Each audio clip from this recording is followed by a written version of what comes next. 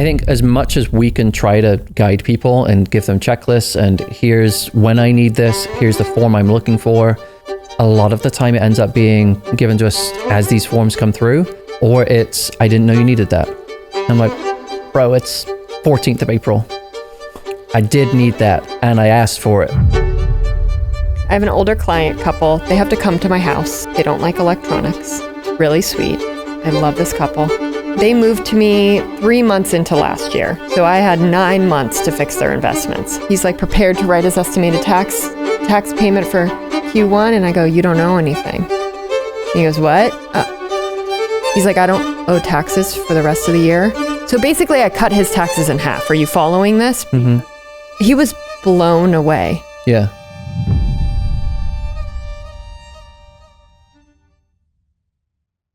If you filed your taxes this year, which was everybody, right?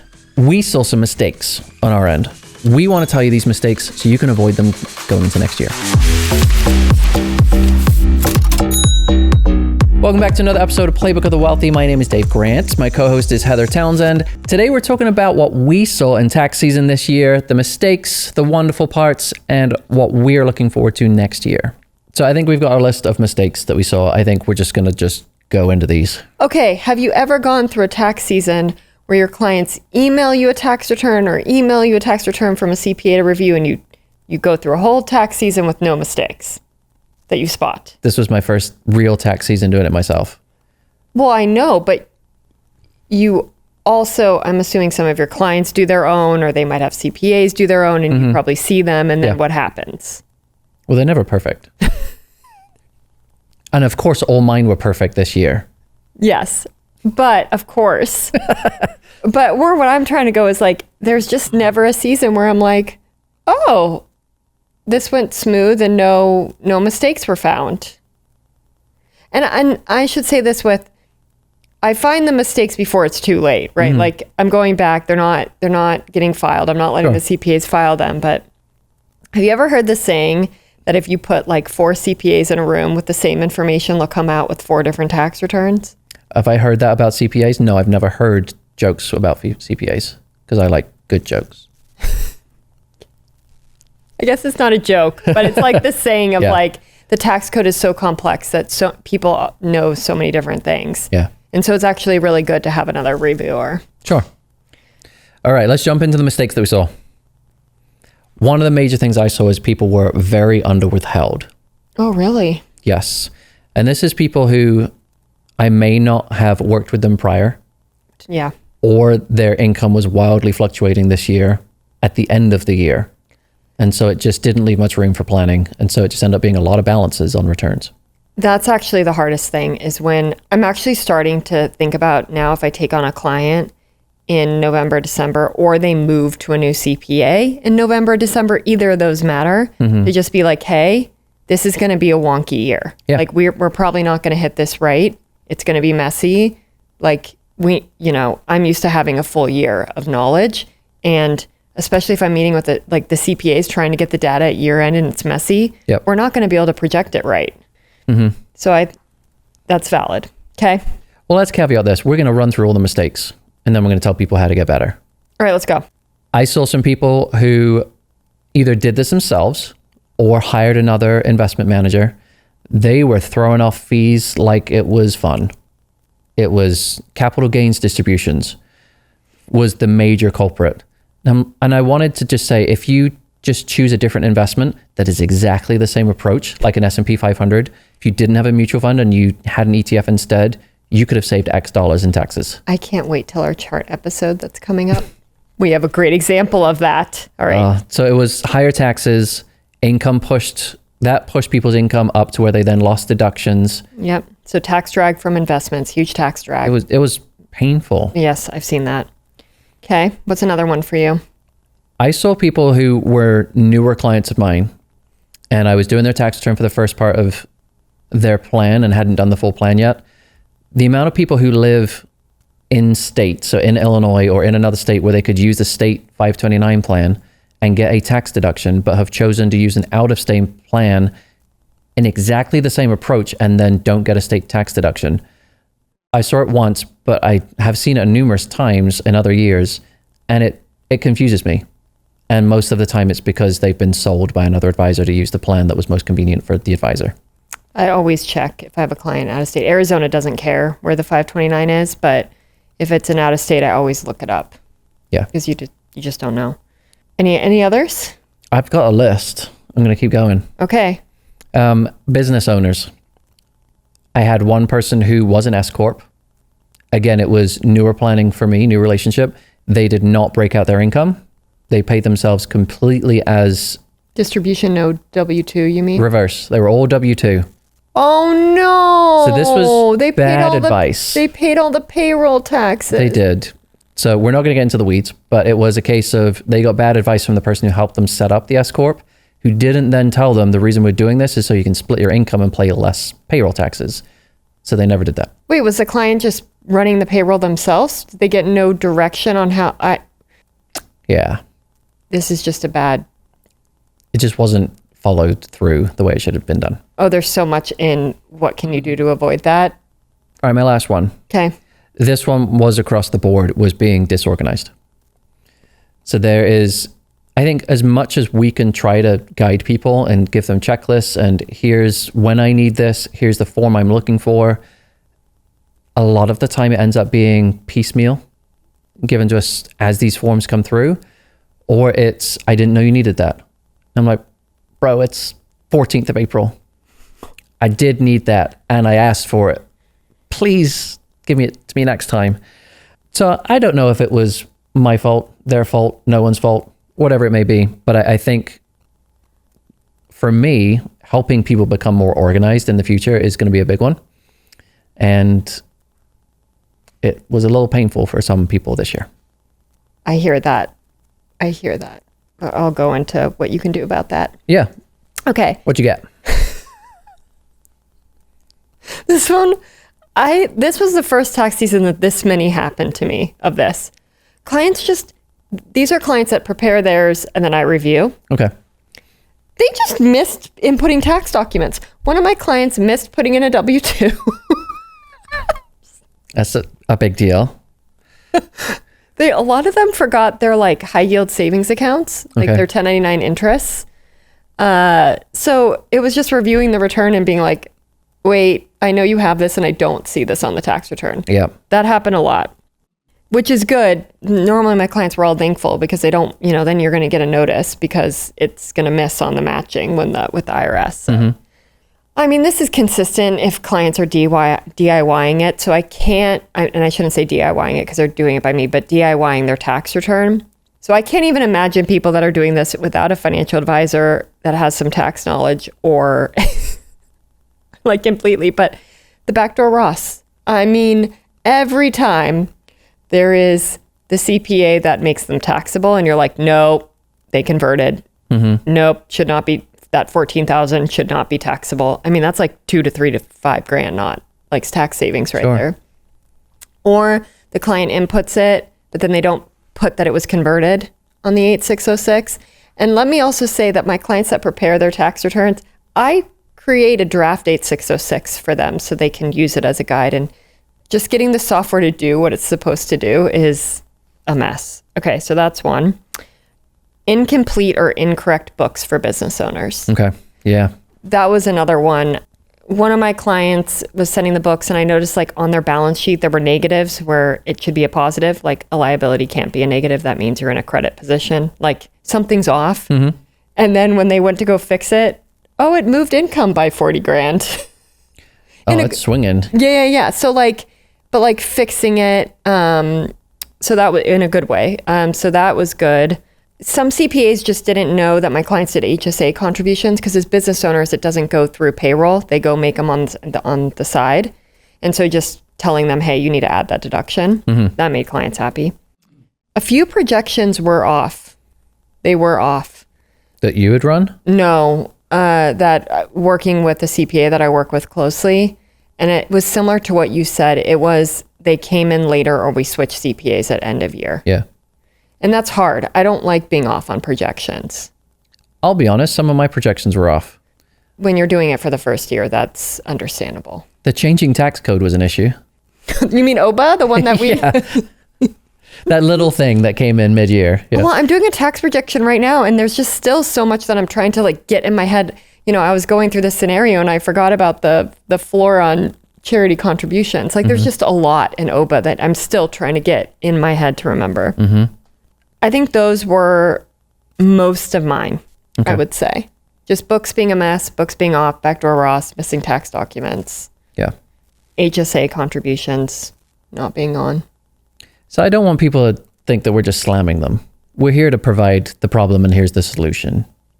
Because that just felt like here's everything we saw from these people who don't know as much as us. Well, it's not taught in school. I actually I think I would be shocked if I didn't find mistakes. That's what I'm hired to do from my clients. They want me to discover these things. They don't know this. It is my job to track. Sure. So if I didn't have mistakes, I'd be shocked. So it's okay. I have complicated clients. I would expect I am a thought partner with the CPA. Me and a CPA, one of them, we have a shared spreadsheet of how many tax documents this client has to make sure we don't miss one of them. Wow. That does sound complex. All right. So we laid out the mistakes. Let's teach people how to get better for next year and ourselves, I think, because a lot of this is just that reminder of, okay, this happened this year. Let's make sure it doesn't happen next year. I know for people that I work with on an ongoing basis, I do a tax review in the fall. And we're looking at what income is hit this year, what's your withholding, is there a gap? If there is, how are we going to fix it? Okay, that's just mandatory. But it's not for a lot of people. Well, I think, okay, if they have a simple situation, W-2, withholding's always enough, and they are always excited, am I going to owe $100 or am I going to get my $500 refund and get to go spoil myself? Like, that's not what we're talking about here. We're talking about the people that have wild swings in income, business income changes. They're more complex, right? Retirees who are taking distributions throughout the year. Of course. Have they withheld enough? Their income is changing, right? And typically not withheld unless you're just getting a pension and that's it. And Social Security doesn't really withhold either. So I agree. And we will probably do another episode, I imagine, on that, on tax planning, what we're thinking through this year, just to refresh everyone. But I do a tax projection or tax planning meeting with most of my clients in the fall. You have to. Because once the year is over, there's only so much you can do. I think people will find it strange that we do that because the amount of investment advisors that don't do that, that's considered the norm. See, I don't know anything about that. Well, does your typical Morgan Stanley Merrill Lynch broker do a tax review in October? I don't know. I don't know them. I don't compare myself to them, but it is always wild to me. All right. The answer's no. I know the answer is no, but then I'm like, how are you? I mean, I think through my business owner clients, okay, the changes I made on my clients' tax returns wildly helped to them. Or saved them from an audit or a notice or whatever. Like no one wants a notice in the mail from the IRS. Who loves that? Sure. No, thank you. Oh, you remembered these deductions that I forgot to tell my CPA? Thank you. Yeah, you're the backstop here. It's material. So I think when people are looking at, what interest and dividends does my portfolio throw off? There's another line item on the tax return just below that, which is capital gains. I mentioned that as a mistake. A quick investment portfolio tweak can pretty much eliminate that whole line. That is something that if you are seeing that on your tax return, that's something to talk about with your financial advisor, is how can we make my investments simpler and more tax efficient? Are you talking about when you saw that client that had those investments come back, and most of them, I'm assuming, were capital gain distributions instead of capital gains? They were capital gain distributions. So it was, they didn't sell anything. But they had to pay taxes. But the funds just turned over and sold stuff inside of it. And sorry, Mrs. and Mrs. Client. Wait, did I tell you that story yet that I had? No. I have an older client couple. They have to come to my house because they don't like electronics. Okay. It's really sweet. I love this couple. So we reviewed their tax return live in paper. And they were one of my clients that I took over that was previously at, let's say, more of an insurance type of yucky financial advisor. Okay. Capital gain distributions, very inefficient tax portfolio. Yeah. So this is they moved to me 3 months into last year. So I had 9 months to fix their investments. So 3 months I couldn't handle what happened to the funds, but I do their tax return. He made estimated tax payments throughout the year based on what he had been paying historically all the time. And I go, he's like prepared to write his estimated tax payment for Q1. And I go, you don't know anything. He goes, what? I go, and he couldn't write a check either. So we were actually going to like do the electronic, because he's used to checks, and you know, the IRS doesn't accept checks anymore, which is a whole thing right now, by the way. There's a lot of notices going out on this. But anyways, I go, we're applying the remaining of the refund to cover all of this year. He's like, I don't owe taxes for the rest of the year. So basically I cut his taxes in half. Are you following this? Because he was blown away. Yeah. But that's how much of a difference, inefficient. Like, I have a direct example of this. What he was paying every year, I cut in half. And I'm assuming you didn't really change his situation investment-wise that much, except to make it more efficient.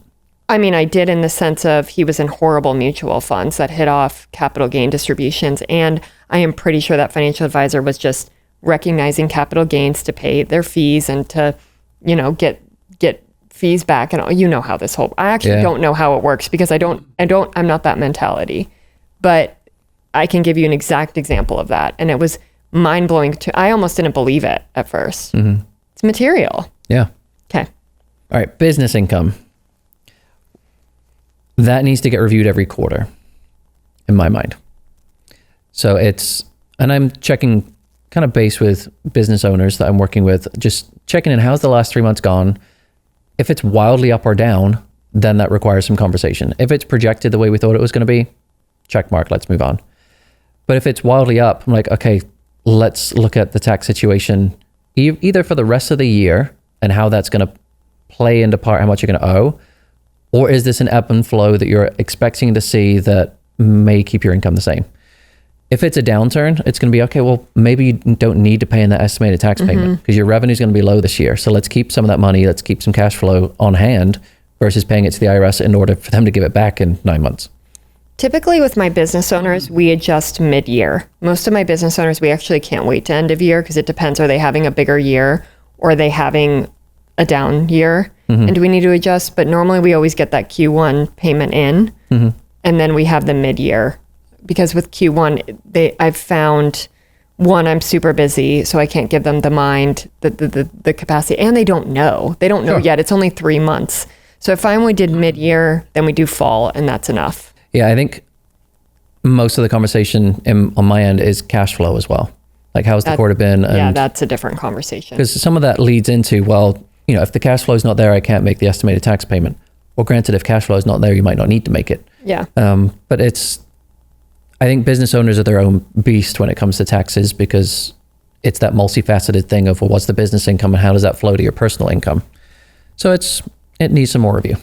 Oh, definitely. And that person that paid for that had their whole full, poor thing, S-Corp W-2 and didn't get any distributions without payroll taxes. Again, a mid-year meeting would have stopped that. It would have been like, oh, you've already paid in enough W-2. Let's stop the payroll. The rest you take distributions, and we might run a bonus at year end or whatever. Like, again, you have to be meeting during the year. Yeah. That is like a direct example of how that could have been avoided with proper tax planning. Okay, another one that I want to say is, if you don't have someone giving you a list of all your tax documents that you have based on all the accounts that they know of, then you need to create your own. Sure. I have one for myself. Like, did I get my Ally 1099? Do I have my investment 1099? So did I get my husband's W-2? Like, how about our HSA? Like, I have it in a Google sheet, and I mark off which ones I've received or not. So I send my clients that customized list of, here's everything. But to back it up, just in case you did something funky that I don't know about, here is the big comprehensive list of things that you may or may not get through the mail. Because I'm sure as soon as I stop sending that comprehensive list, someone's going to be like, oh, I did this, and here's the form for it. I'm sorry that it's June. Like, no. I did have one client call me up, and they were talking about a distribution they were getting from one of the companies that they own. And they're like, do you want this, for your files? I'm like, yeah, I can take it, because they get the notifications each quarter. Oh no, you're about to, this is going to be. No, it's fine. Okay. So I was like, I can take it. but I may ask just out of curiosity, just to make sure that you've got the backup for it when it comes to tax time. If you can just make sure that I have it and we can, if I get a duplicate, I get a duplicate, but I'll probably ask you for it again. And they're like, okay, well, the manila folder for 2026 taxes is on my counter. I'll just throw it in there. I'm like, you have a 2026 folder already? Like, So anything that comes in the mail or anything that comes from the company that they think might be relevant to tax time is thrown in that folder on the countertop. I'm like, how organized are you? Like, we just got done with 2025 taxes and there's a manila folder with 2026 already. The Townsend household already has a 2026 folder. Manila on the countertop? No, I don't go by paper, but it already has some receipts for... No, and I don't mean my business receipts. That's obvious. I mean, like, I paid my renewal tag fees on my car, and those are deductible, or like charity contribution receipts for 2026. Mm-hmm. I already have stuff in my tax folder for 2026. That's understandable. Okay. I mean, I would hope clients do that. I mean, you should be saving. Come on now. You're hoping people are planning 9 months ahead of time? I think it's okay, but this is how I think charitable contributions get missed all the time, because they do it in June. They're not thinking about tax time. Right. And then it comes to February when we ask for our list, and they don't remember making that charitable contribution 8 months ago. I would say 90% of the people, whether they work with an advisor or not, look at this stuff in March, and the advisor has asked them to put it together already, and they're like, I guess I'll start. We'll talk about that in a second. Okay. I would say for business owners, I think having your books organized or a bookkeeper, it's so important for tax planning, because if you don't know what your income and your expenses, because what matters is profit, not gross. It's what is profit. That's what you pay your taxes on. If you don't know that number, then the tax planner or tax strategist can't tell you like, hey, this is where how much W-2 payroll we need to run, right? And how much you can take as distributions. I don't know what tax bracket you're in. We're not projecting or having you pay estimated tax payments on a good number. You could be paying too much to the government unnecessarily and giving them a free loan. Having organized books is so important. Agreed. I will not get off that mountain. It pretty much makes planning impossible if you don't start with good numbers. Yeah. And it makes tax time really painful. If I hear people are starting to clean up their books in February, I just sit on my hands and like go through breathing exercises. Like, this is an ongoing thing you need to be doing throughout the year. The other thing that I really want to mention, so if any clients listen to this and they're thinking of switching CPAs, because, my business owner clients, I don't prepare their tax returns, the ones that have big businesses. Sure. Some of them, they've been unhappy with their CPA, and then it's like October, November, they decide they want to switch CPAs. What people don't realize is that's actually a really busy time for good CPAs, because they're running tax projections for all their clients. And even if it's October, November, you decide, we're probably not going to get in a meeting until end of November, early December. And then you have to get them everything, and they're going to put together the best projection they can. Yeah. It's like summer is a great time, I would say, because, they have August, September 15th deadlines, or September, October 15th deadlines for individual extensions. So getting with a new CPA in June or July is great timing. Okay. That's when you should switch, not end of year. Okay, any other? I have one more. Okay. This is more of a be patient if you're in this situation, because you may get thrown a curveball. So if you're expecting to get K1s, either from companies that you're an owner of or an investment that you're involved with, and they have to send you a K1 form, just be aware that you may get it on time. There is a good shot that you may have to extend your return because those K1s are not coming on time. So I got some K1s April 13th. And I was like, I was prepared for this. I've done the return. I'm just going to drop the K1 in and we're good to go. I also got an extension notice right towards the end of the season from someone who didn't really tell me much about the K1 situation, but they're like, because of what the company's doing this year, they decided to extend the return from last year so they didn't have to do all the preparation in time from last year. Oh, geez. And I'm like, that doesn't sound good. But Let's breathe. We'll extend the return. We'll be fine. Oh, most of my clients, I get K1s. We all extend. And I just put in a K1 estimate and extension payment. That's normal. This brings up my days of 9/14. 9/14 was a very key day because that was my big 4 days in the San Francisco office. And I remember at one point I was sleeping under the desk doing a very, I think this tax return had to spit off 100 K1s to partners, and we were finishing it on 9/14. It was like September 14th, yes, you were finishing it? For September 15th. Ugh. Yeah. As someone who runs by their calendar, that irks me. Well, in that situation, there were so many, it was so complex because there were other K1s that had to go into this tax return to complete it. So that's where it gets so complicated. That's why they're at the Big Four. Those are the tax returns the Big Four do. I think the bow is reflect on your tax season this year. What went well? What didn't go well? Were you owing more than you expected? Why? Don't just pay it and not get advice. I don't think that that's great. If you got a big refund, great. Don't count on it every year though, right? But if something didn't go well, I would think about seeking out professional help or just ask yourself, what can I do better next year? Nice. Because taxes are material.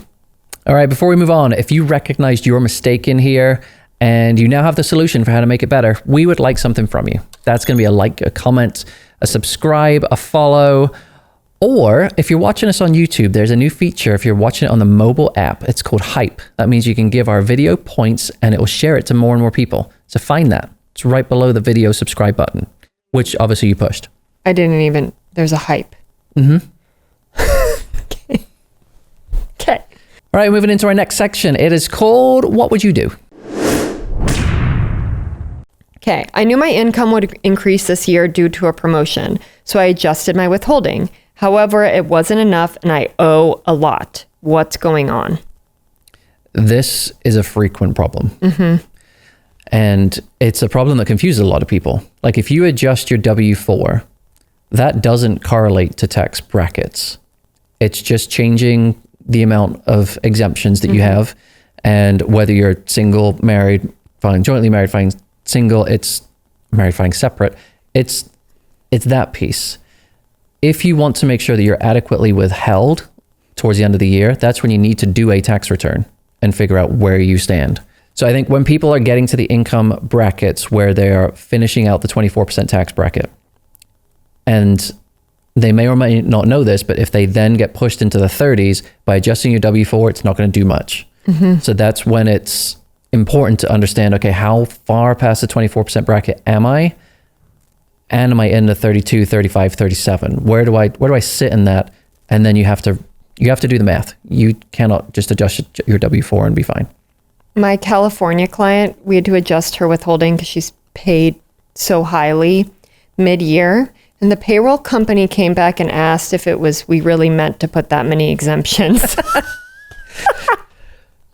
Like they had to do a double take, but that's what it took to catch her up. Wow. Like the payroll company literally came back and go, was this a mistake? And then we were like, nope, that's correct. And I mean, great, like not going to be much better this year, not as painful as it was. But yeah, we actually had to fill out the W-4 for her and put the exact amounts. And I think that's what a lot of people find is really helpful. Okay, let's ignore the top part of the W-4 where it says how many exemptions you have. You're going to be single, you're going to file 0. Like that's going to get the most taken out. And then we're going to add a custom dollar amount to take out.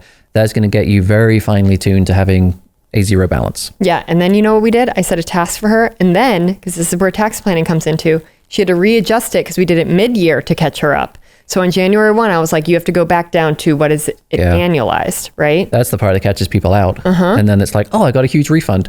Hold on. That was because we did it last year. Yes. Okay. Question number 2. The system feels unfair. I hear my coworkers getting refunds, but I'm not. How is that possible? Oh, for so many reasons. I read this question and I was like, it's valid and I get it because the tax code is confusing. I will not sit here and explain it to you for hours. But how many factors go into this? Are you paid more? Does your coworker have kids? Do you have a spouse working? Do you not have a spouse working, right? Are you married? Like, how many different scenarios could come into this? So many factors. I was talking to a friend the other day, and they were saying when they were in their like lounge at work, the tax conversation came up, and the answers that they heard like blew them away. Because they were like, yeah, in my house, we got a small refund. That was fine. Someone said they have a balance due and they don't have that amount in their checking account. And they're like, why? How? Like, A, why did you have that balance? And B, why do you not have any money? So hearing different people's situations is wild in of itself, but you actually don't understand what's going on to cause those situations. So it becomes that much more confusing. Because it's not just, okay, you make X and this much is withheld. It's all the other factors. Like if me and you were both filing a single return and making $100,000 and set the same W-4, right? Probably similar returns, I would say, ish. Okay, but now you take into our own, all the factors we have going on in our own lives, how you run your business, how I run my business, all of these things. Our tax returns are wildly different. Sarah's a teacher. Alex is working at an accounting firm. Like it's different. Or a principal, advice, but just say administrator. That's administrator. Fine. Okay. But anyways, the point is that it is so dependent on the factors that are surrounding you. Yep. And what you selected on your W-4 and how many people actually fill out their W-4 correctly too. Let's not go down that road. Okay. I am getting a huge refund and I'm scared. I don't know why I'm getting the refund and worried I'm doing my tax return incorrectly. Should I get a second opinion? This goes back to like the lounge at work. What is a huge refund? Like define that. Like if we're talking about you're getting a $15,000 refund and you made $100,000, that's you probably made a mistake. Yeah, that's crazy. But if you're talking about I'm getting $800 back and I again earned $100,000, it may seem a huge amount of money, but that's probably typical on your tax return. So should you need a second opinion? Well, if your situation's simple, I don't think you do. The other part of it is if you're scared. Like if we figured out, okay, it's not an anomaly, it's just part of the tax code, you're getting it. Well, then you need to figure out what you're going to do with it. Do you have, kind of follow some steps, like do you have money in the bank? Should you be paying off debt? Should you have some fun with it? Because some people need to have some fun with their money. And that's when you start to get a plan around the money and it starts to feel better.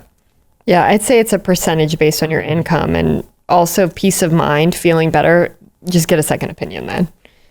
But if the second opinion costs more than the refund you're getting, then I would say that it's not very material. My $4 refund, let's get a second opinion. All right, we're going into the next section of the podcast. It is called Highlights. All right, Dave, I have an update. I did another in-body scan. So what this in my lifting journey, like you take off your shoes. What are you holding during this lifting journey? Because doesn't a bar go that way? No, you have to like hold your hands out. Okay. And you like have to put your arms straight and it scans your entire body. Okay. So I said I like this gym because there's like real data that like is showing the progress I'm making. I have officially gained 2 pounds of muscle and lost 2% of body fat since I started. That's impressive. The joke around the gym is Heather's getting yoked. I knew you would love that one. Yep. Yeah. Mrs. Hulk. But it feels really good. I'm like really glad I did this. And do you know what the biggest difference that I think caused this? Because it's really easy your first few months when you start lifting, you know, to get that 1%, one pound, but then it gets harder the more you start doing it. You're already getting whatever off your body that shouldn't have been there, right? I would say it's having the protein shake right after I work out. Because it's apparently, I don't know, your muscles are open, something with blood flow, but to like inject the protein right away. So that's my newest. Have you fact checked that? Yes, with my trainer. Okay. Yeah, she told me all about it. Because I was like, I feel like this is something I should be doing. And she's like, oh yes, you're right on. And then told me all the scientific reasons. Yeah. I'm not going to bore everyone with them, but they're very, now I've been told I need to add creatine powder. This is my next thing. Because I got to get to my 3 pounds, 3% now. So we started doing creatine in our house. I say we, just Eli. Okay. You have to drink a lot of water. Okay. When you do creatine. I do That's all that we learned, because then it either doesn't work or it has adverse effects. Oh. Do I know what they're talking about? Do I look like I take creatine? I don't know. I'm going to ask my trainer about this, but this is what I've been told. Yeah, that's impressive though, getting into the protein and then into the creatine. Well, I'll see about creatine. I don't know. I'm just proud that I started on this journey and I'm actually getting strong. Like, Dave, I have lats. Wow. I mean, they're baby lats, I'm sure. But I have lats. It's getting weird. It's getting weird. All right, before we go down that rabbit hole. So my business cycle, it tends to ebb and flow. I'm sure yours does as well. I have typically gotten a little nervous when it slows down, because then in the business owner world, you're like, and that's my business. It's done. It's over now. Failed. I am not nervous for this slow season coming up, which is usually in the summer. I'm dang excited about it, because going through the first tax season and then going through a lot of client growth in the first, 4 months of the year, I'm looking forward to some time off. And if it slows down, I'm like, thank goodness. If it keeps going at the speed it's going, I may cry. But that's where you just create a wait list. Learn from my mistakes. Learn from my mistakes. Okay. Call me when that happens. So I'm looking forward to the break. Granted, I have to study because I'm doing a new designation. But I didn't know about this. The enrolled agent. Oh, that's right. That's right. Okay. So roll on summer. All right. All right. Well, thank you for listening to this episode of Playbook of the Wealthy. If you want to keep listening to us on an audio basis, we're on every podcast platform you can find. If you want to watch us in video, here's your options: YouTube, Spotify, Instagram, Apple Podcasts. Probably one more by the time that this comes out, because it's blowing up.